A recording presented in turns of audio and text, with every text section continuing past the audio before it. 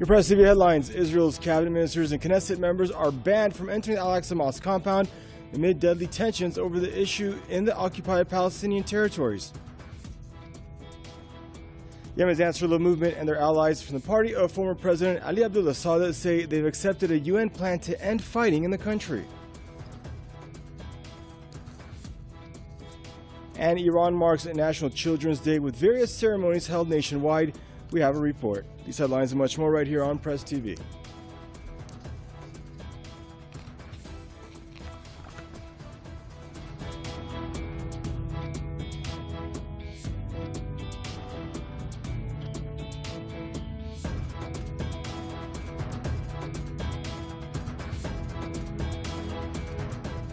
Hello everyone, thank you for joining us here on Press TV World News. Now, the Israeli Prime Minister has ordered police to prevent Israeli ministers and Knesset members from entering the Al-Aqsa Mosque compound in East Jerusalem, Al-Quds. Benjamin Netanyahu's order is aimed at reducing days of tensions in Al-Quds. According to the order, however, Muslim Knesset members would be allowed to enter the Al-Aqsa Mosque and in different parts of the occupied West Bank, including regions around Al-Aqsa Mosque, have been the scene of violent clashes since Saturday. Several Palestinians have been shot dead ever since. Tensions have been on the rise in the occupied region after Tel Aviv said it would bar Palestinians from entering the old city of Jerusalem, Al-Quds.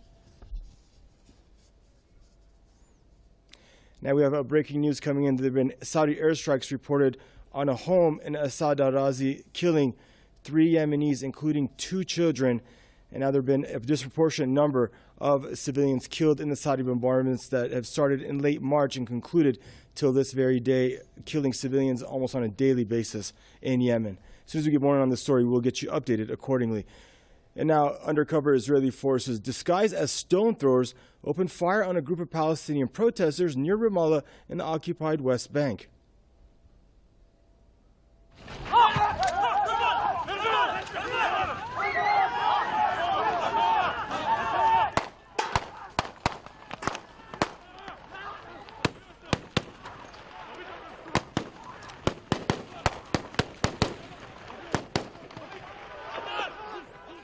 Now, reports say the undercover Israelis were hurling stones at Israeli soldiers for at least half an hour, but couldn't be recognized before pulling out their pistols. 3 Palestinians were wounded in the violent clashes, 1 critically. Israel has recently stepped up its crackdown on Palestinian stone throwers. It's even gone as far as allowing its soldiers to use sniper fire against them. Stone throwing has been a symbol of Palestinian resistance against Israel since the first Palestinian uprising, or Intifada, in the late 1980s and early 1990s. In an earlier interview with Press TV, pro-Palestinian American activist Paul Larudi said that Israel keeps up with committing crimes against Palestinians because of international silence over the issue. The point is that they have Israel has stoked extreme racism amongst its people. They want their people to be as violent as possible and to treat Palestinians worse than animals for slaughter. And they're getting that. They're getting that, and they. But they believe that they can protect themselves from the rest of the world. They're extremely arrogant in this regard. I believe that if they were to begin practicing cannibalism, they might say to the world that they are pioneers in the practice of human recycling. Or something like this, to make it sound progressive. They're extremely arrogant in this regard, and they believe they can get away with anything because, and they have a point, because they have gotten away with so much so far that the entire world has allowed them to do. Now, Yemen's Ansarullah and their allies from the party of former President Ali Abdullah Saleh have accepted a UN plan to end the ongoing conflict in the country. The development comes after UN Special Envoy for Yemen, Ismail ul-Sheikh Ahmed, held talks with Yemeni representatives in Oman. The UN resolution calls on the warring sides to immediately and unconditionally end violence and refrain from further unilateral actions. It also demands that Yemenis implement a political transition in the Arab country. And Sheikh Ahmed also called on all sides involved in the Yemen conflict to join peace talks. Earlier attempts by the UN aimed at ending the conflict in Yemen have failed. And Saudi Arabia continues its relentless airstrikes on Yemen as the civilian death toll from the military campaign mounts. In the latest attacks, at least 2 people were killed as Saudi warplanes pounded Taiz province. Now, Saudi fighter jets also bombed a wedding ceremony in Damar province, which killed 23 people and injured dozens of others. Now, last month, Riyadh targeted another wedding ceremony in the town of Mosque in Taiz province, killing over 130 people in that assault. And most of the casualties in that attack were women and children. Nearly 6,500 Yemenis have been killed since the beginning of the Saudi aggression against a southern neighbor in late March.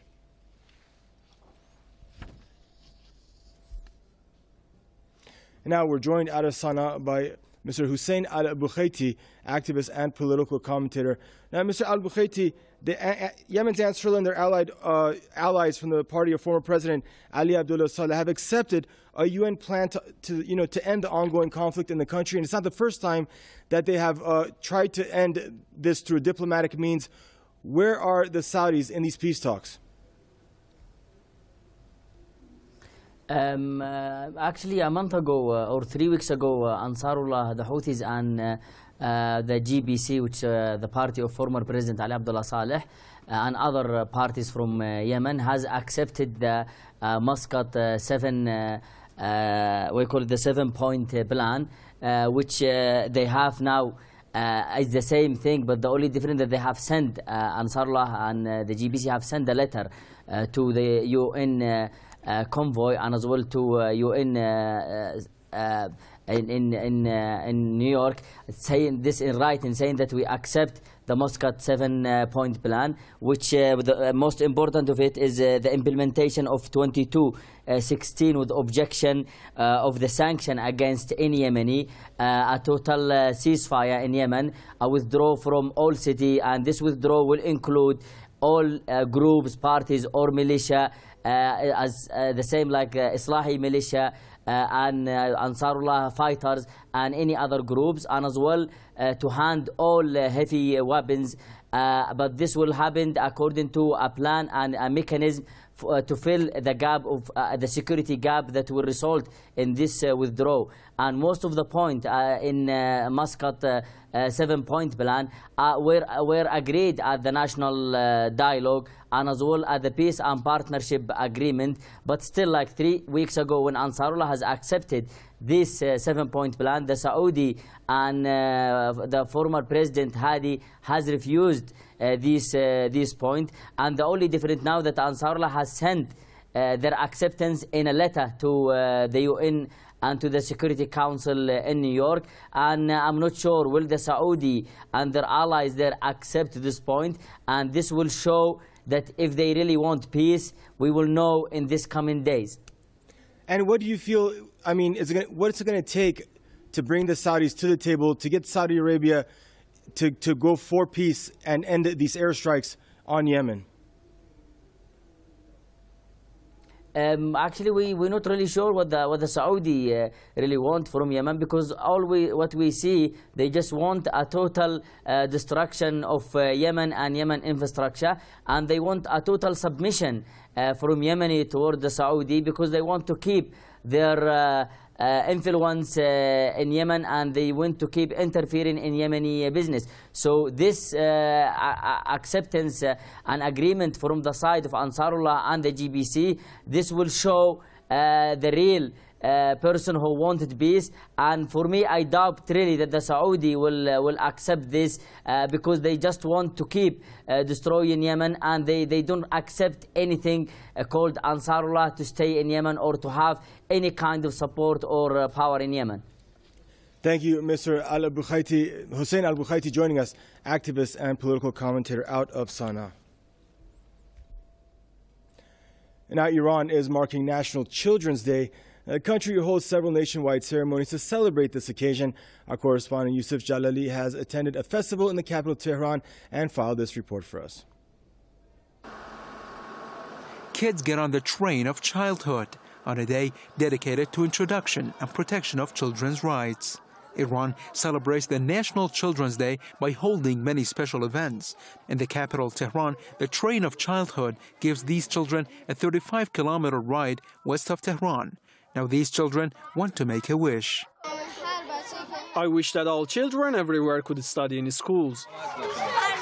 I wish all kids safety and happiness. But the kids are not alone. Many renowned authors and poets who write for children have accompanied them to add to their knowledge. Children have the chance to meet with those who write poems and stories for them. We are all here to put a smile on children's faces. Universal Children's Day takes place annually on November the 20th. However, some countries observe National Children's Day, which in Iran is held on October the 8th. Iran, in fact, dedicates a whole week to the appreciation of children's rights, with each day of the week named after one of the basic rights of children. The motto of this year's event is "A more beautiful world with children smile." The world will look more beautiful if all children smile, a message which every child wants to deliver to the whole world, from children who live in serenity all the way to those who live in war zones.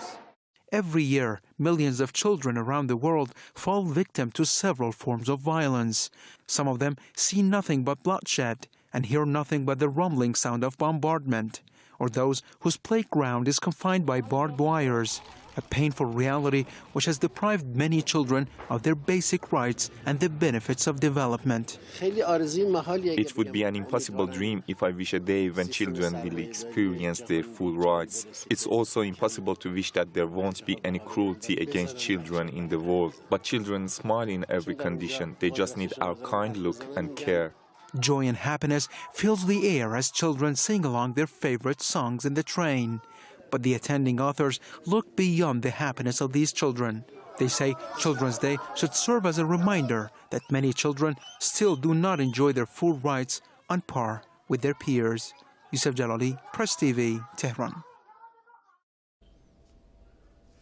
And now the leader of Iran's Islamic Revolution has dismissed the possibility of further talks with the U.S. after nuclear negotiations with the P5+1 group of countries, including Washington. Ayatollah Sayyid Ali Khamenei says that the U.S. sees the talks as a tool to gain influence inside Iran and advance its agendas against the country. The leader of Iran's Islamic Revolution addressing members of the Islamic Revolution Guards Corps in Tehran. Ayatollah Sayyid Ali Khamenei discussed a range of important issues and elaborated on Iran's policy on negotiations with the West. The leader reaffirmed that Iran has held talks with Washington only about the West's dispute over Tehran's nuclear program. He stressed negotiations over any other topic are banned. هر جا فرصت پیدا کردن یک نفوذی کردن یک حرکت مضر برای منافع ملی انجام دادن. اونی که ممنوع است اینه مذاکره با آمریکا ممنوع است به خاطر ضررهای بیشماری که دارد و منفعتی که اصلا ندارد. Ayatollah Khamenei once again spoke of creeping anti-Iran conspiracies by the nation's adversaries. He, however, noted that Tehran is vigilant in the face of such plots. امروز یک فصل مهمی از فعالیت دشمنان جمهوری اسلامی که ما از اونا البته اطلاع داریم، ما حواسمون هست که چه کار دارن میکنن. یک فصل مهم از کار اونها همین است که محاسبات مسئولین رو تغییر بدن و افکار مردم رو دستکاری بکنن. The leader believes calls for talks with the US stem from negligence and naivety on the part of those who make such proposals which do not serve Iran's best interests. اینی هم که دم از مذاکره و گفتگو میزنن این برای نفوذ است. یه عده‌ای در قضیه مذاکره و مسئله مذاکره سهل انگاری میکنن، سهل اندیشی میکنن. با این نگاه عامیانه و ساده اندیشی و ساده اندیشانه نمیشه به مسائل کشور رسید. Iran has long been suspicious of Washington's intentions. This negative view is nourished by decades of what many Iranians see as the US misbehavior toward their country. They continue to try to prevent the Iranian people and the Iranian economy from performing in a normal way. And in addition, the United States supports extremist groups in the region. Its allies are supporting extremist Takfiri Wahhabi groups, and therefore we see no change in U.S. policy either towards Iran or towards our regional interests. Until that happens, there really isn't a reason for Iran to negotiate with the United States, especially since the United States wants change in Iran. It's obvious that the U.S. infiltration into the country would be done for that purpose. This institution is... Washington has on many occasions threatened to wage a war on Iran over its nuclear issue. It has spearheaded Western sanctions against Tehran. The US's moves in the past several years have just added to the Iranians' mistrust, as its past mistakes like the 1953 CIA-engineered coup against Iran's legitimate government are still in the memory of many Iranians. Iraqi government forces, backed by Sunni tribesmen and Shia volunteers, have made fresh gains against ISIL terrorists in Anbar province. Iraqi forces captured several areas near the provincial capital city of Ramadi. They also took control of a road west of the city. Now they've been battling Takfiri terrorists, also known as Daesh, for months in a bid to retake key cities and towns in Anbar. Daesh captured Ramadi back in May. Russia has intensified its attacks on terrorists in Syria from air and sea, despite growing criticisms from the U.S. and its allies. Moscow says the strikes are carried out at the request of the Syrian government in strict compliance with international law. But still, some countries are heating up their rhetoric against Russia over the airstrikes.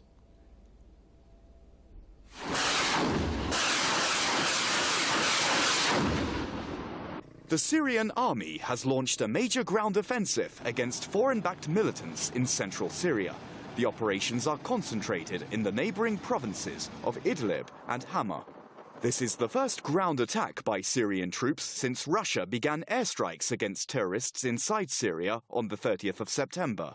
Moscow unleashed heavy bombardments and cruise missile strikes from the Caspian Sea to cover the ground offensive against militants. Russia insists that it targets ISIL or Daesh terrorists as well as other extremist groups who have been creating mayhem in Syria for more than 4 years. But the United States and some of its regional and Western allies accuse Moscow of targeting those militants they support.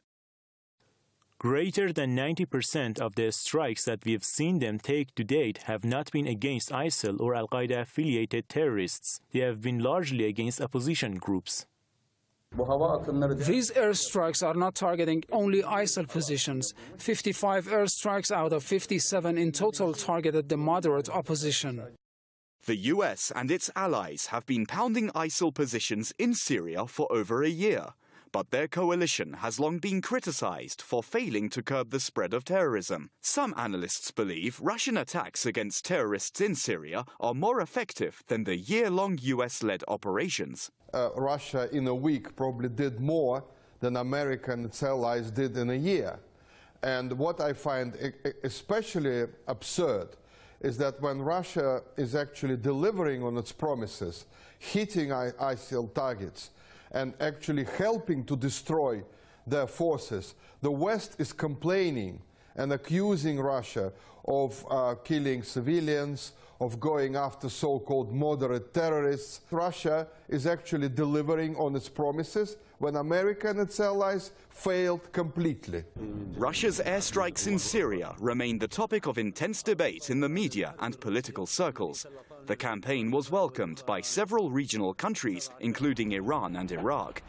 But it seems Washington and its allies are seriously worried over the fate of those they have been nourishing for years to topple the legitimate president of Syria.